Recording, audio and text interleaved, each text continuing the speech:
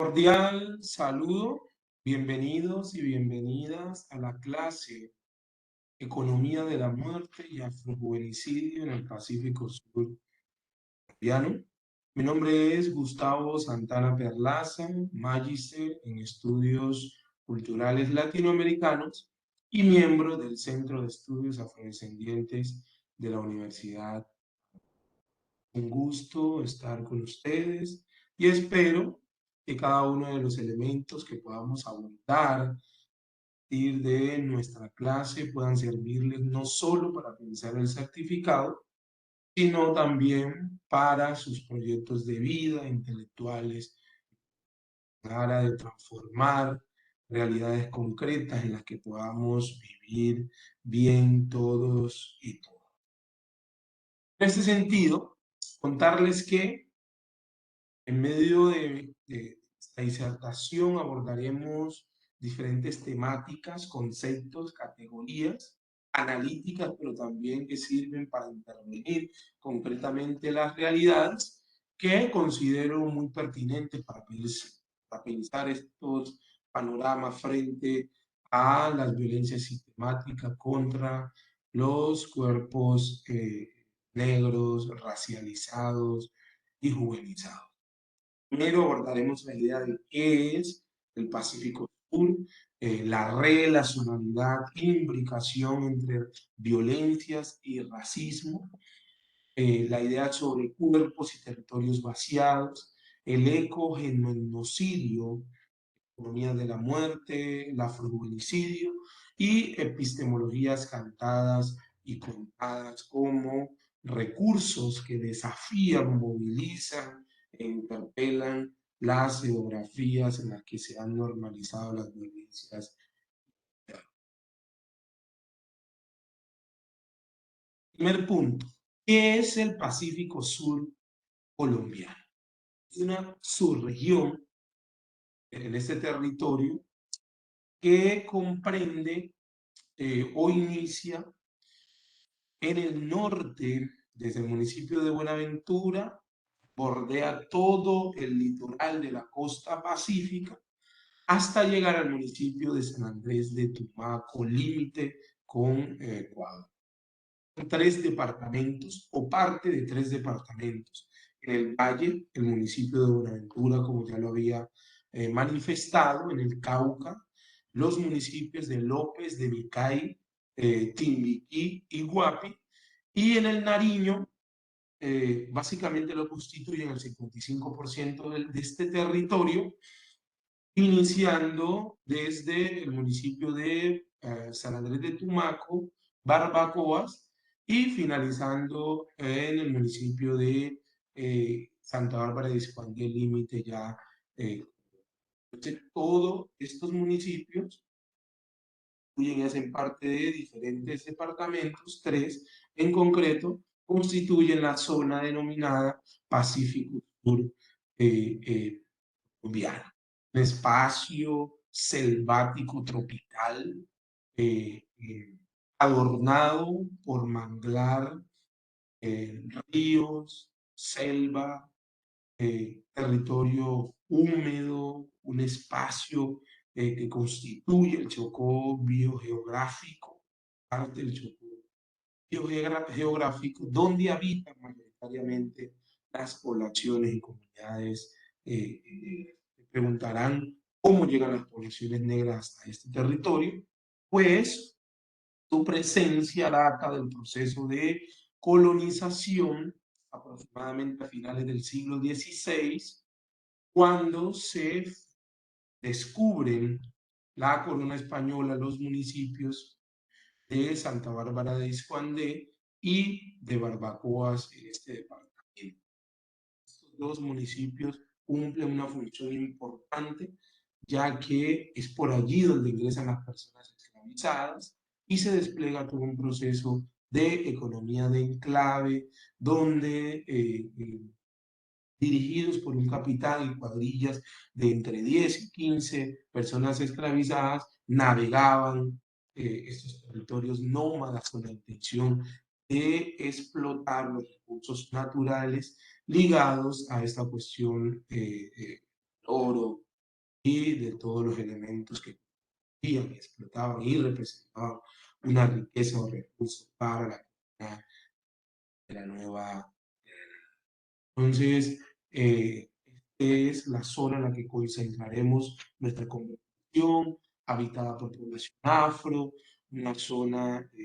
donde se concentran distintas cuestiones de precarización económica, laboral, términos de acceso a la salud, a la educación, una zona de turbulencia, diría Rosana Reguillo, como estos espacios en los que se ha naturalizado vivir en el empobrecimiento, pero además se ha naturalizado todo un despliegue de prácticas de resistencia, donde las poblaciones sistemáticamente van recreando y reinventándose la vida a pesar de la alma. En este sentido, los estudiosos de la violencia en Colombia manifiestan toda esta época de turbulencia inicia a partir de 1948 con la muerte de Gaitán y que se despliegan unas disputas y que giran en torno a cuestiones partidarias de la política entre conservadores y liberales. Otros estudiosos manifiestan que la violencia concretamente en nuestro país nace a partir de la gestación o nacimiento de las distintas guerrillas después del triunfo de la Revolución Cubana en 1958-59, que significó para Latinoamérica un hecho histórico inspirador en el nacimiento de distintas intervenciones armadas que buscaban eh, eh, derrocar el poder fascista capitalista e instaurar una política socialista, democrática, que permitiera transformar esos modos, esas tecnologías de gobierno que venían o que vienen hasta ahora sistemáticamente violentando la existencia de la población. Estos elementos de distintos pensadores me parecen muy pertinentes, pero considero que las violencias en términos de violencia armada en Colombia siempre han tenido una marcación o han estado dinamizadas por parte de la idea de raza y raza. Antes de abordar la violencia y su relación con la raza y racismo, contarles que las razas, aunque ya lo tenemos muy claro, no existen biológicamente, pero raza ha sido un dispositivo eh, un hecho social, colonial, desde el cual se ha clasificado los cuerpos, se asignan roles, se organizan las sociedades de manera desigual y jerárquica. ¿Qué quiere decir esto? Entonces, miden las potencialidades, la humanidad, quién piensa, quién no piensa, quiénes son los que sirven para el trabajo fuerte, a partir de la idea de raza determinada por sus cuestiones del color de piel. Entonces, quienes tienden a tener un color de piel más claro son las personas potencialmente ciudadanas, potencialmente humanas, y quienes tengan el color de piel más oscuro son sujetos y sujetas deshumanizados, animalizados, que tienen la fuerza para el trabajo y que no requieren de ninguna remuneración por su trabajo porque son animales que se intercambiaban por parte de quienes tenían la posibilidad de ejercer aquella ciudadanía en estos tiempos. Partiendo de ese hecho, la discriminación son estas prácticas y discursos individuales que afectan a partir de los prejuicios y estereotipos a los cuerpos racializados. En este sentido, eh, en este sentido, eh, en este sentido, las poblaciones han sido sistemáticamente violentadas a partir de una cuestión que se llama discriminación. ¿Por qué traigo a colación esta idea de discriminación racial? Porque se considera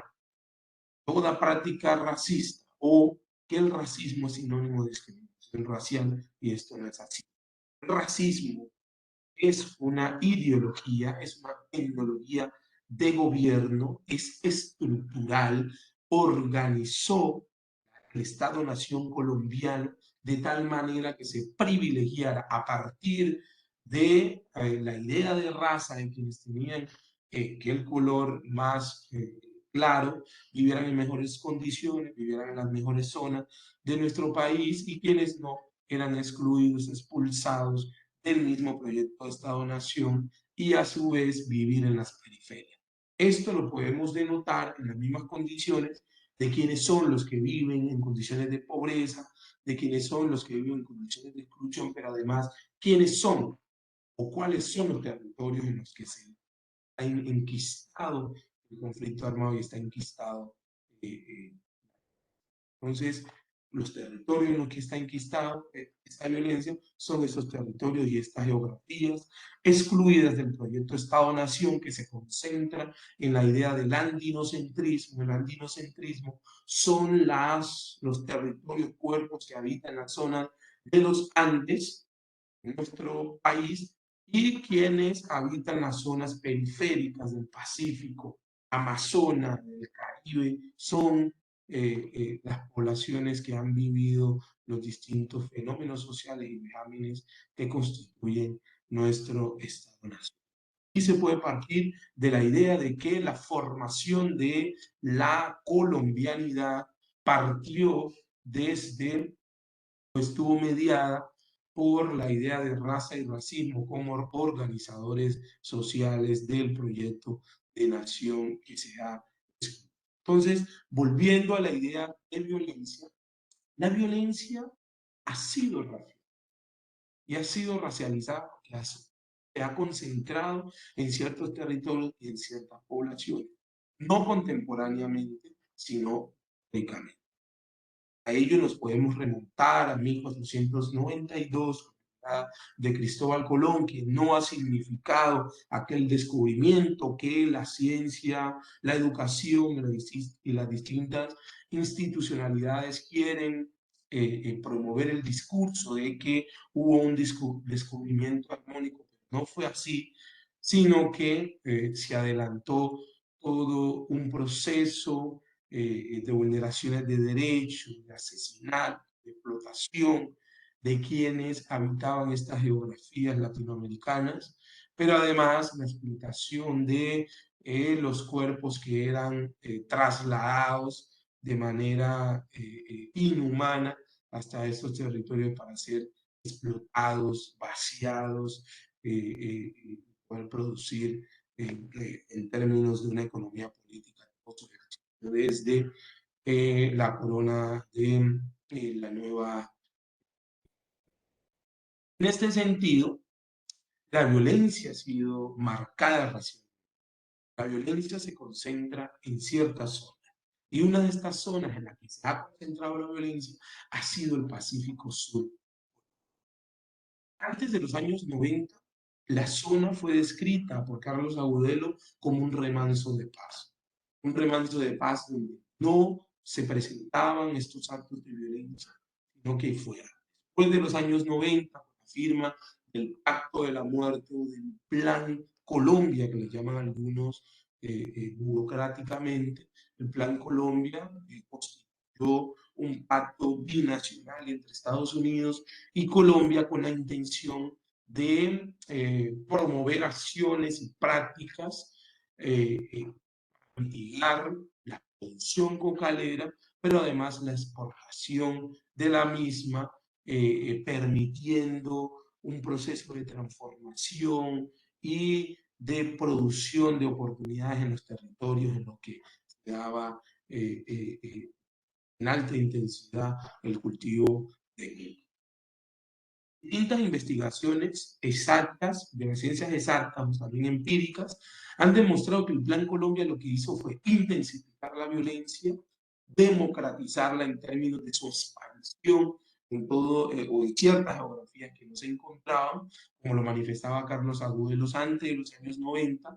el territorio del Pacífico era tan olvidado que hasta la violencia se había olvidado de este territorio. pero fue a partir de los años 90 con la intensificación de las acciones hacia los grupos guerrilleros que estas colectividades ingresan inicialmente al Pacífico Nariñense por el municipio de Barbacoa, se expanden hacia Tumaco y así se van difundiendo en todo el territorio y hacia el departamento del Cauca por los municipios de Argelia hasta el municipio de López de Nicay y Guapi. Y es así como se han posicionado históricamente hoy en nuestro país. Tanto es el control y tanto es el dominio de los grupos armados en la región del Pacífico sur colombiano que he llegado a hablar de un sistema de dueñidad donde las vidas no pueden decidir por sí mismas y el territorio además es gestionado y organizado de tal manera que responda a los requerimientos, a las leyes, normatividades establecidas por este sistema de dueñidad organizado por o dirigido por estos grupos alzados en armas vinculados al narcotráfico, la minería ilegal, a la extorsión y distintas actividades que iremos profundizando más adelante. Para cerrar este punto, tenemos claro que la violencia ha sido racializada, está concentrada en ciertas geografías y principalmente en el Pacífico sur colombiano, la violencia a partir de los años 90 ha estado enquistada,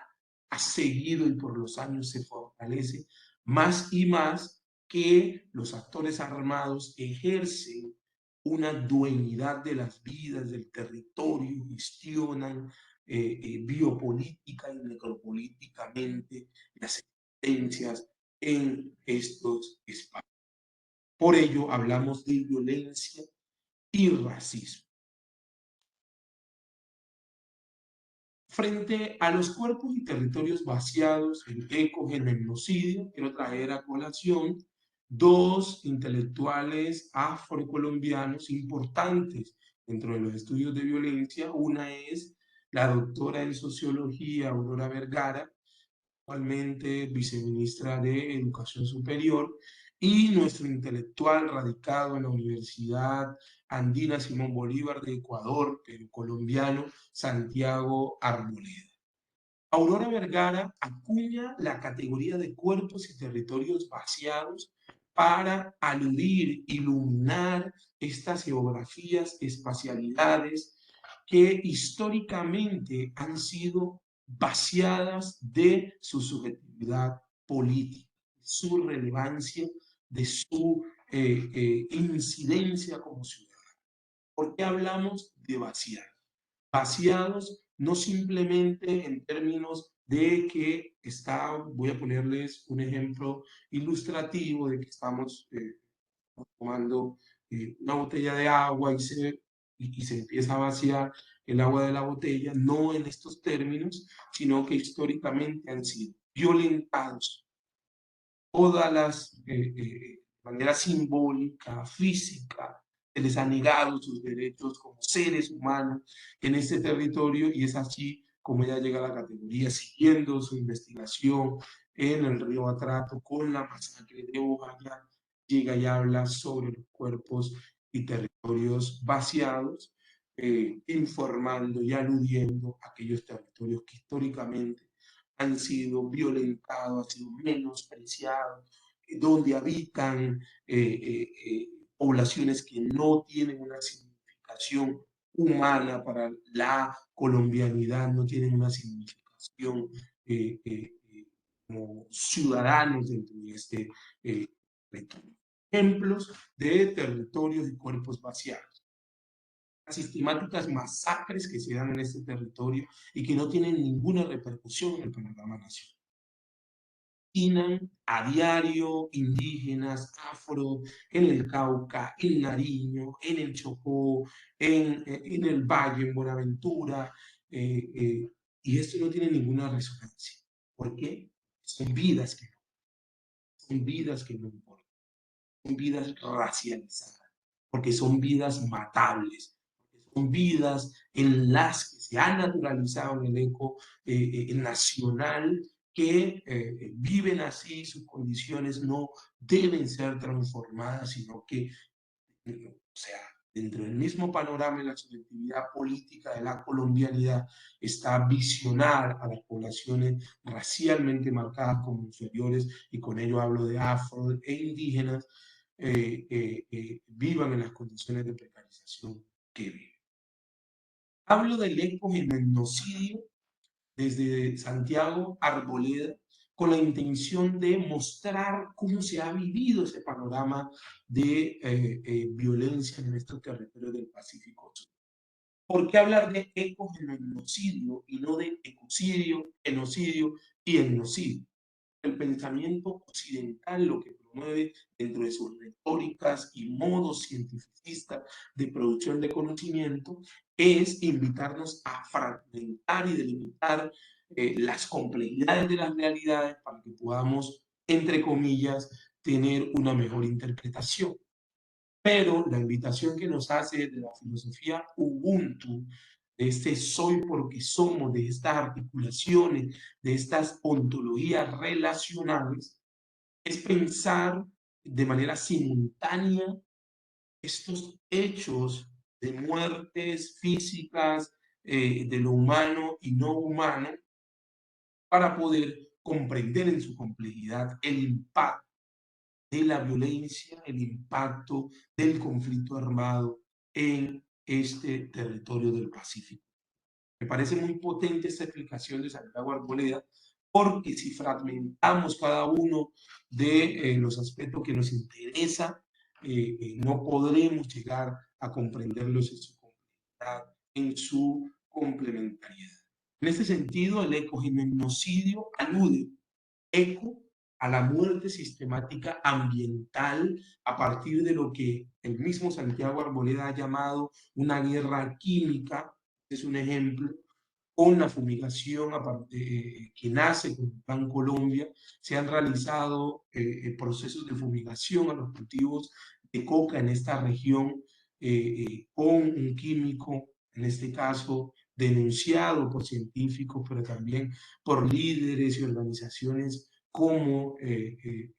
un químico que genera afectaciones en la tierra, en el cultivo de los propios elementos del pan coger que cultivan los campesinos afrodescendientes en esta zona, pero además afectaciones en la salud de quienes habitan. Migración con glifosato es uno de los hechos que ha venido violentando el ecosistema, la biodiversidad en el Pacífico Sur, pero también la minería ilegal, con los químicos que utilizan para poder discriminar y obtener el oro en términos de su extracción y venta y demás. El oro y los distintos elementos que extraen de este proceso de minería ilegal y de gran escala, que afecta no solo en términos químicos, sino también térmicos y ambientales por las grandes expansiones que adelantan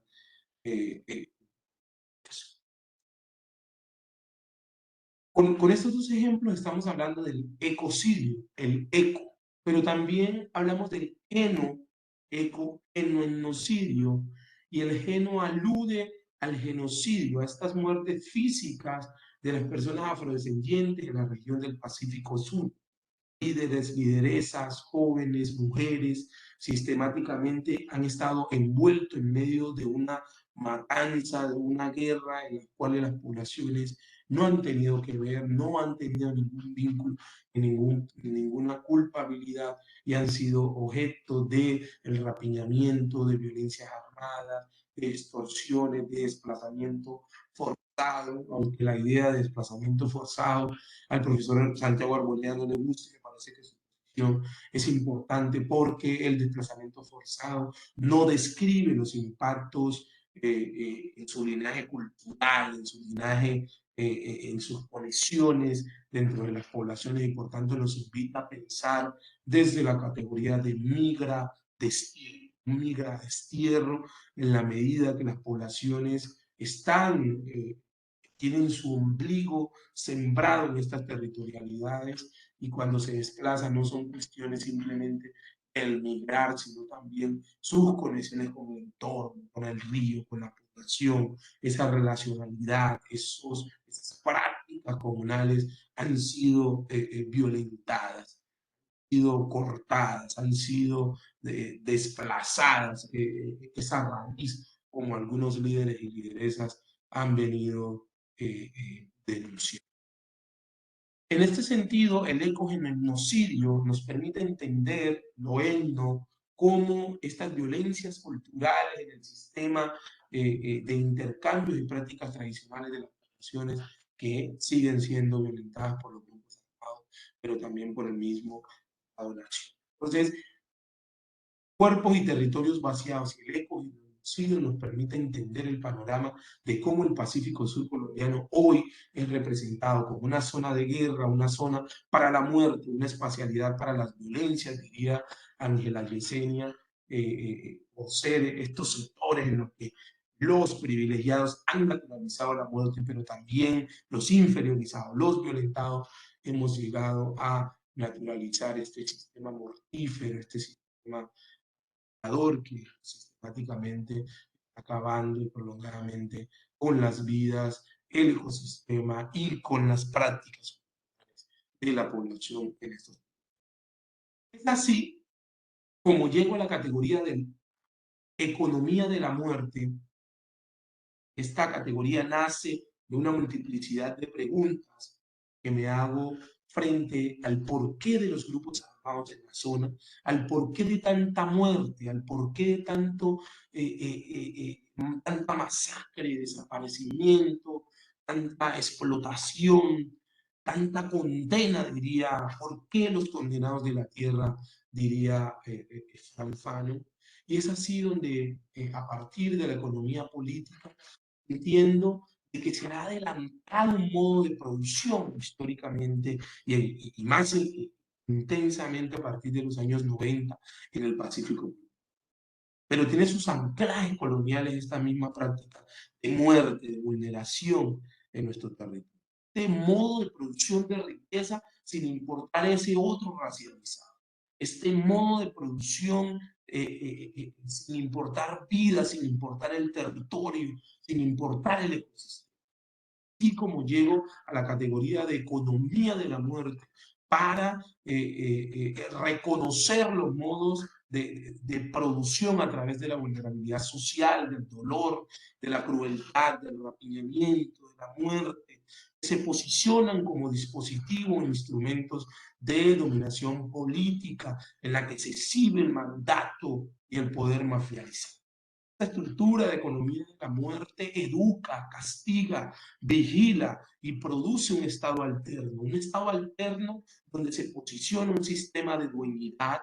entes que son dueñas de las decisiones, de los cuerpos, de qué se puede hacer, por dónde se puede pasar, diría Ulrich Oslender, una geografía del terror donde se posiciona un paisaje del miedo, donde hay restricciones en términos de tus actividades cotidianas, donde ya no puedes decidir sobre tu vida, donde eres parte de este instrumento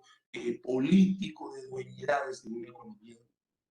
Entonces la economía de la muerte nos permite entender que esta matanza, este panorama triste, este panorama de zozobra, este panorama de muerte, de exterminio, donde está involucrada la vida de las y los jóvenes, son el hecho de lo económico. Tiene como en algún momento lo manifestaba la filósofa de Tijuana en México, sobre esta idea del capitalismo gore, del capitalismo violento, del capitalismo sangriento, diría Sayat Violencia, Sayat Valencia, qué pena. Sayat Valencia nos permite entender cómo estas prácticas mortíferas tienen relación con ese capitalismo voraz, con este hiperconsumo, con esas ganas de ser como el patrón, esas ganas de gestar proyectos viables de vida a partir de esta idea de las cosas, acción a través de las cosas, y no estos ejercicios comunitarios, políticos, relacionales, continuos de resistencia que juntan pueblos y comunidades a partir de la suficiencia íntima,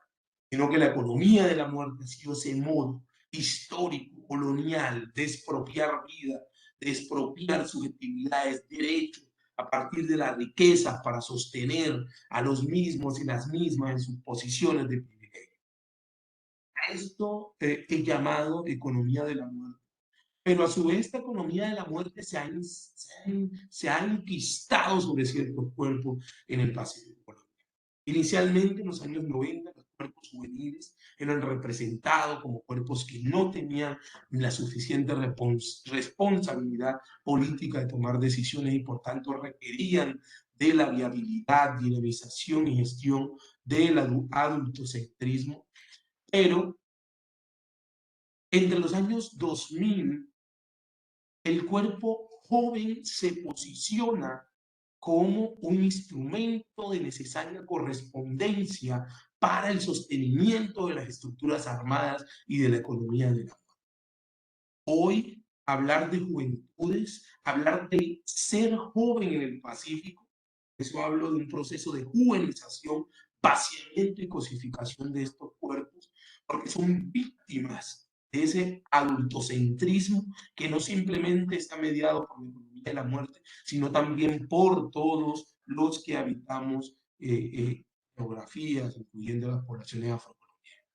El ser joven está relacionado con la irresponsabilidad, con las milicias, con el narcotráfico, con la vida fácil, con la fiesta, con todos estos aspectos que consideran son limítrofes ser joven en la zona del Pacífico. Eso es importante tener en cuenta que el ser joven colombiano no es una lectura descontextualizada, hegemonizante, que no da cuenta de las particularidades, heterogeneidades que constituyen a nuestro territorio. El ser joven en el Pacífico Sur no es lo mismo de ser joven en Cali, en alguna ciudad. El afrojuvenicidio es la violencia extrema y sistemática contra personas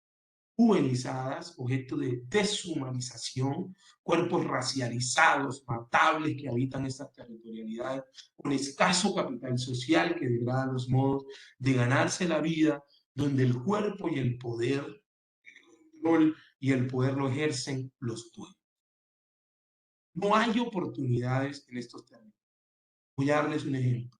Soy oriundo del municipio del Chaco, Nariño, y cada año nos graduamos aproximadamente 200 o 200 personas. 200 personas solo pueden acceder a una educación fuera de nuestro territorio, en los Andes, como fue para mi caso la ciudad de Armenia. Aproximadamente de los 200, nos vamos solo 10 personas. Quedan 190 jóvenes deambulando el territorio con sus sueños fragmentados, violentados, que en medio de nuestros estudios de secundaria soñamos con ser médicos, soñamos con ser veterinarios, soñamos con ser trabajadores sociales, psicólogos, sociólogos, pero estos sueños se ven frustrados por las garantías de derechos fundamentales que se deben dar. Por tanto, el afrojuvenicidio no solo es una articulación en términos de grupos armados, sino también las estructuras gubernamentales tienen una responsabilidad muy grande en la precarización y vaciamiento de estos sueños y de expectativas de vida para gestar proyectos en nuestra población. Entonces, no es solo una cuestión que viene de los grupos armados, sino también el Estado colombiano tiene una responsabilidad en la matanza sistemática, simbólica y física de nuestros territorios. Ha habido una masacre a diario, una masacre sistemática de los cuerpos juvenizados, racializados, que no solo es física, sino también simbólica, como el ejemplo en el charco de quienes quedan en el territorio deambulando a merced de las ofertas políticas que realizan los grupos de la economía de la muerte para vincular a las y los jóvenes a sus actividades ilícitas que al final significan la muerte física de las y los jóvenes o en un caso que puede ser suerte terminar presos en una cárcel. Finalmente, frente a todo este panorama de muerte, frente a todo este panorama de violencia, resurgen prácticas de resistencia, prácticas políticas que se enfrentan con este monstruo de la muerte. La oralidad en el territorio de las poblaciones afro, pero principalmente en el territorio del Pacífico colombiano, cobra un valor muy fuerte. Fue a partir de la oralidad como práctica política cómo nuestras poblaciones se han podido sostener hasta hoy. La oralidad representa una práctica pedagógica, una práctica epistémica, una práctica a través de la cual nos comunicamos, nos entendemos, nos sostenemos hasta nuestros días y por tanto entendiendo aquellas acciones que se toman desde la misma oralidad a través de la música, la décima, la poesía. He venido hablando de epistemologías cantadas y contadas, pero antes de epistemologías cantadas y contadas, asumo o me pronuncio desde esta categoría teniendo en cuenta la deslegitimación, desvaloración y despolitización de las prácticas desde la oralidad que